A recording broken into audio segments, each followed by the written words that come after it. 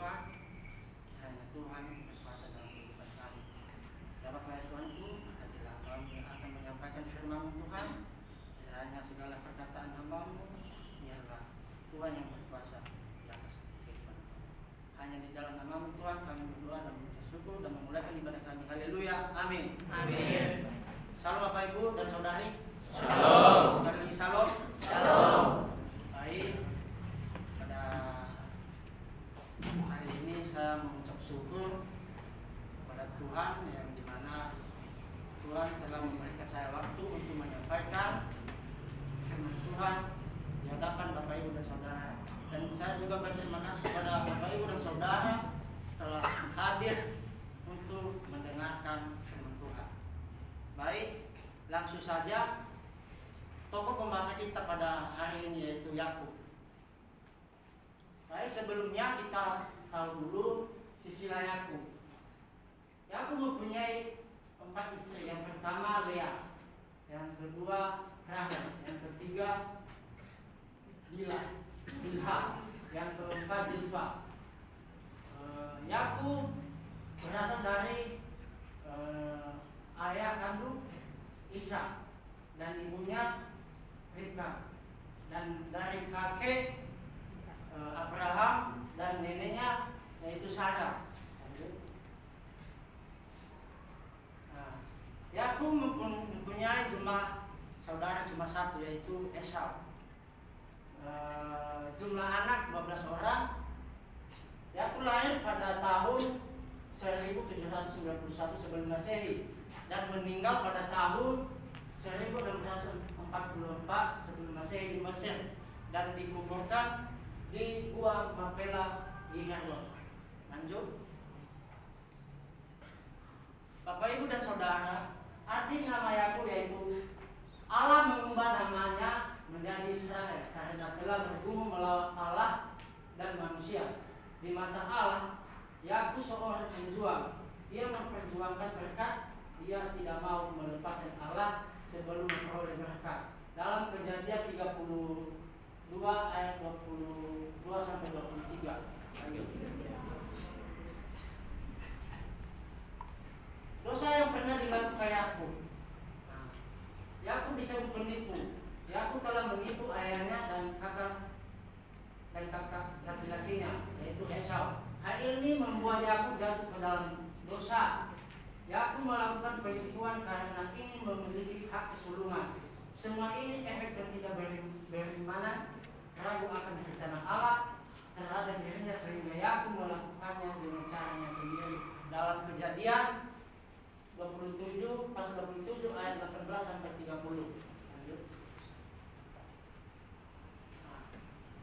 Perjalanan iman dan mujizat Yakub sangat bersama Tuhan. Yaitu pertama, dengan iman Yakub menghormati Esau sebagai kakaknya yang ialah otoritas atasnya. Yang kedua, dengan iman Yakub mengandalkan Tuhan dalam segala hal. Yang ketiga, dengan iman Yakub tahu dan menyadari kehadiran Allah terus-menerus. Yang keempat, dengan iman Yakub memberikan 7 kehidupan baru kepada anaknya. Yang kelima, dengan iman Yakub mengasihi dan menjaga anaknya. Yang keenam, dengan iman Yakub melihat mujizat sebagai kepastian dan bukti pengharapan. Lanjut. Hal buruk yang perlu dihindari dari sifat Yakub yaitu menipu. Yang dimana dia menipu Isa ayahnya guna memperoleh berkat kesulungan.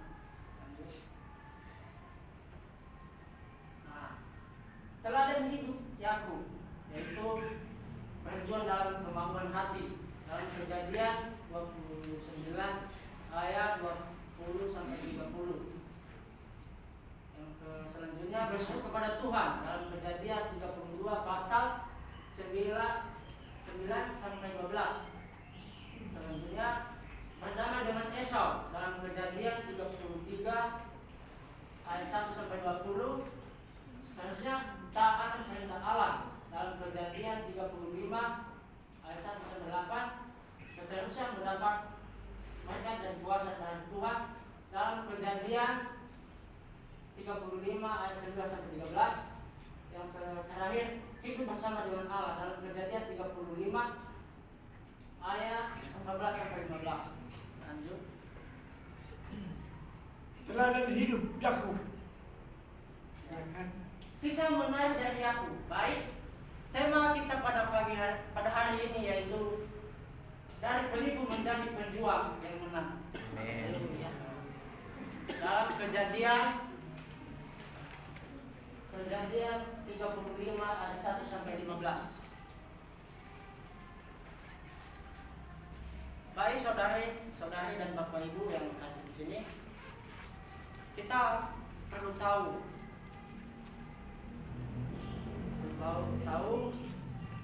bahwa Yakub itu melakukan penipuan terhadap ayahnya, yang dimana untuk mendapatkan hak kesulungan. Setelah dia menyadari atas kesalahan yang telah dia lakukan, karena kesalahan yang ia lakukan itu terus-menerus membayangi dirinya dalam segala setiap langkahnya, terus muncul dalam pemikirannya, sehingga dengan hal itu dia ingin lebih dekat lagi kepada Tuhan, di mana dia bergumul bersama-sama Tuhan. Pada saat ini saya akan membagikan 3 poin penting, yaitu poin yang pertama,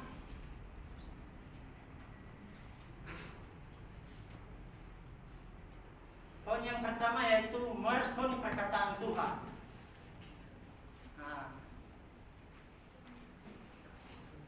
Yang dimana pada ayatnya yang ayatnya 1 sampai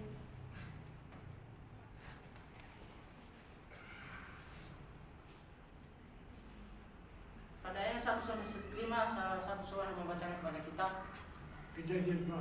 Kejadian pasal 35 ayat 1 sampai 5. Salah satu membacakan kepada kita.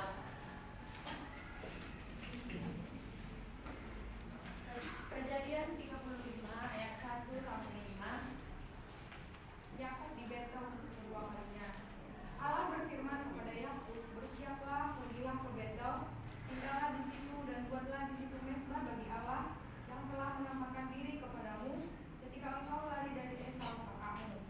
Lalu berkatalah Yakub kepada seisi rumahnya dan kepada semua orang yang bersama-sama dengan dia, "Jauhkanlah dewa-dewa asing yang ada di tengah-tengah kamu, tahirkanlah dirimu dan tukarlah pakaianmu. Marilah kita bersiap dengan pergi ke Betel. Aku akan membuat mezbah di situ bagi Allah yang telah menjawab aku pada masa kesesakanku dan yang telah menyertai aku di jalan yang kutempuh." Mereka menyerahkan kepada Yakub segala dewa asing yang dipunyai mereka dan anting-anting yang ada pada telinga mereka. Lalu Yakub menanamnya di bawah pohon besar yang dekat Sikem.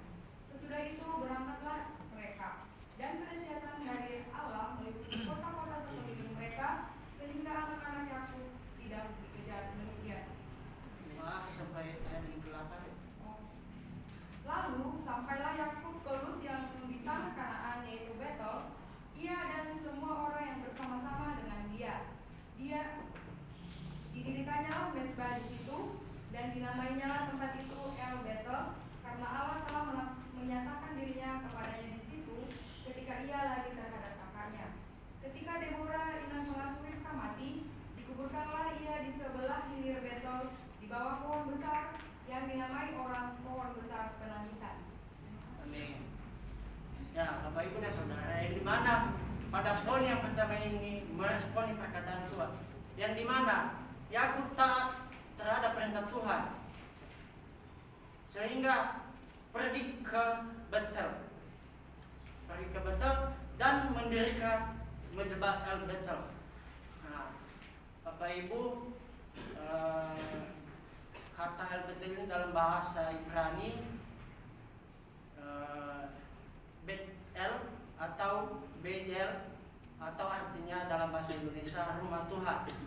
Artinya Berarti seluruh kehidupan kita, roh, jiwa, dan tubuh kita sudah Tuhan yang punya, dan Tuhan berkuasa sepenuhnya. Nah, itulah arti dari Elbeter. Nah, yang dimana setelah mereka meresponi, mereka mendirikan Mezbah Elbeter dan menjauhkan dewa-dewa asing, yang dimana pada waktu itu seisi rumah Yakub masih percaya kepada dewa-dewa lain atau Allah-Allah lain, tidak percaya kepada Tuhan. Beda dengan Yakub yang selalu percaya kepada Tuhan. Sehingga Yakub merespon perkataan Tuhan itu dengan menjauhkan dewa-dewa asing. Nah, saudara dan saudara, Bapak Ibu, begitu juga kalau kita bawakan dalam diri kita, bagaimana kita meresponi perkataan Tuhan. Apakah kita melakukan yang diperintahkan Tuhan atau tidak? Mungkin itu jawabannya jawabannya tergantung saudara masing-masing. Nah, baik, lanjut. Apanya usulmu apa? Usulmu apa? Jangan tergantung kepada kami. Ada usul dong. Mungkin meresponi perkataan Tuhan dalam melakukan hal yang baik. Amin. Amin. Melakukan yang baik, tetapi itu semua tergantung teman-teman untuk menjawabnya. Awas lu ya. Harus katakan iya, amin. Amin. Baik, lanjut. Poin yang kedua yaitu mendapat anugerah dari Tuhan. Amin. Mendapat anugerah dari Tuhan. Setelah Yakub meresponi perkataan Tuhan dan melakukan perkataan Tuhan, sehingga Tuhan berkuasa dan memberi anugerah kepada Yakub, yang dimana Yakub diberkati, dan dari situ juga nama Yakub diubah, yang namanya aslinya Yakub. Terus setelah Tuhan mengubah namanya menjadi namanya asli Israel. Nah, setelah itu Tuhan mengubah namanya, Tuhan memberkatinya Yakub dan berkata pada ayatnya yang ke-9 sampai ke-11, salah seorang membacanya kepada kita. Kejadian pasal 35 ayat 9 sampai 13. Setelah Yakub datang daripada Padan Aram, maka Allah menampakkan diri pula kepadanya dan memberkati dia. Firman Allah kepadanya, "Namamu Yakub, dari sekarang namamu bukan lagi Yakub, melainkan Israel. Itulah yang akan menjadi namamu." Maka Allah menamai dia Israel. Lagi firman Allah kepadanya, "Akulah Allah yang Maha Kuasa, beranak cuculah dan bertambah banyak. Satu bangsa, bahkan sekumpulan bangsa-bangsa akan terjadi daripadamu, dan raja-raja akan berasal daripadamu. Dan negeri ini yang telah kuberikan kepada Abraham dan kepada Ishak akan kuberikan kepadamu dan juga kepada keturunanmu." Lalu naiklah Allah meninggalkan Yakub dari tempat ia berfirman kepadanya. Baik. Setelah Tuhan memberkati Yakub, mengubah namanya, dan Tuhan juga berkata, memberkatinya pada ayat yang ke-11, mengatakan lagi firman Allah kepada, "Akulah yang Maha Kuasa, beranak cuculah bertambah banyak." Nah, yang dimana Tuhan memberkati Yakub, beranak cuculah, dan bertambah banyak. Nah, dan seterusnya Tuhan juga berfirman lagi memberkati Yakub. Dia memberkati Yakub, dari keturunan Yakub semua raja-raja yang dari Israel itu dari keturunan Yakub. Nah, setelah itu Tuhan memberkati Yakub, sehingga Tuhan akan memberikan tanggung jawab kepada Yakub.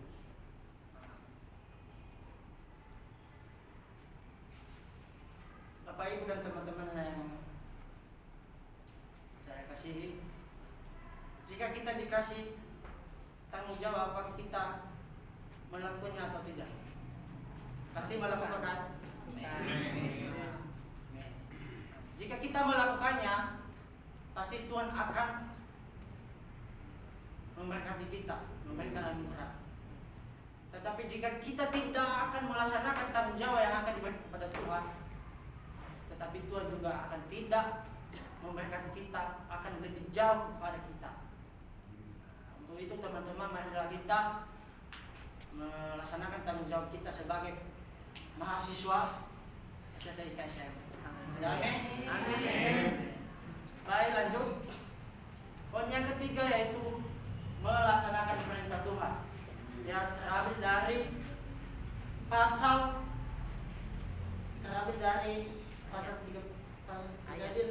35 ayat 14 sampai 15. Salah seorang lagi membaca kepada kita.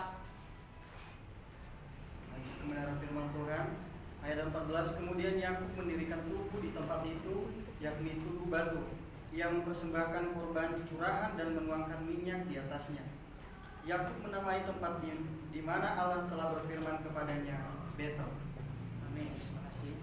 Nah, setelah Yakub meresponi perkataan Tuhan dan juga mendapat anugerah dari Tuhan, tetapi kalau kita juga tidak melaksanakan perintah Tuhan, maka semua itu juga sia-sia atau percuma. Percuma kalau kita tidak melaksanakan perintah Tuhan. Yang dimana pada waktu itu Yakub mendirikan tugu. Dia mendirikan tugu terus mempersembahkan korban curahan dan menuangkan minyak di atasnya. Setelah mendirikan dan menuangkan minyak dan menamai tempat itu yaitu Betel. Teman-teman dan Bapak Ibu yang hadir di saat ini, jika kita tidak melaksanakan perintah Tuhan, maka Tuhan juga tidak akan memberkati kita dalam segala hal yang kita inginkan. Untuk itu, marilah kita meresponi perkataan Tuhan. Setelah kita meresponi perkataan Tuhan, kita juga mendapat anugerah dari Tuhan. Setelah kita mendapat anugerah dari Tuhan, marilah kita melaksanakan perintah Tuhan. Amin. Baik, kesimpulannya pada hari ini yaitu ketika manusia berserah, Allah akan bertindak.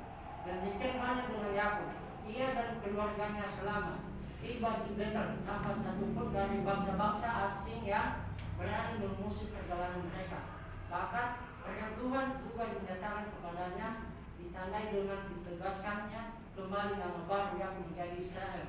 Ia yang memulai perjalanan hidupnya dengan menipu, mengambil hak keseluruhan, ketidakjujuran, ketakutan dan pemberhalaan, tetap mengalami kasih Tuhan dan bahkan dipilih sebagai alat untuk menggenapi janji keselamatannya. Baik aplikasinya yaitu karena itu jadikan Tuhan sebagai satu-satunya pribadi yang bertahta di dalam kehidupan kita, maka segala yang kacau dalam hidup kita dibaharnya. Ada amin? Amin. Baik, kata Tiara saya membagikan yaitu kata bahasa Nias, yaitu alele nafu nanu nganga awong ido nanu mua awas silo mudo silo taya kata rumali sesampua. Amin. Artinya orang Nias itu suka makan sirih. Jika kita makan sirih lama-kelama itu sirih akan habis. Nah,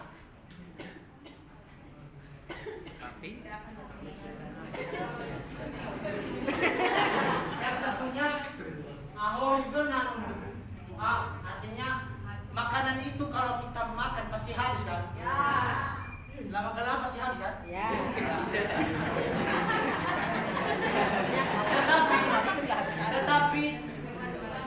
Tetapi awal jilo mudoi artinya hanya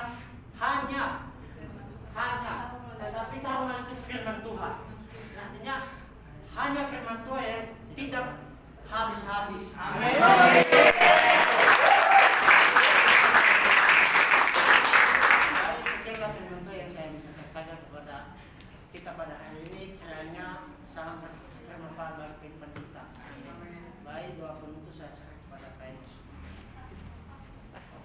Kita berdoa. Kami mengucap syukur buat kasih dan anugerah Tuhan dalam hidup kami. Terima kasih buat firman-Mu Tuhan yang boleh kami dengarkan saat ini. Biarlah melalui firman-Mu kami boleh semakin memahami dan mengerti kehendak-Mu dalam kehidupan kami. Ajarlah kami, biar kami boleh melakukan kehendak-Mu dalam kehidupan kami. Hamba-Mu yang sudah menyelesaikan tugasnya mewartakan firman-Mu, Tuhan menolong, memberkati hamba-Mu dimanapun hamba-Mu berada. Tuhan pakai dengan luar biasa. Dan biarlah Roh-Mu yang senantiasa menuntun, menolong dan memberkati kami untuk melakukan firman-Mu. Dalam nama Yesus kami berdoa. Amin. Amin.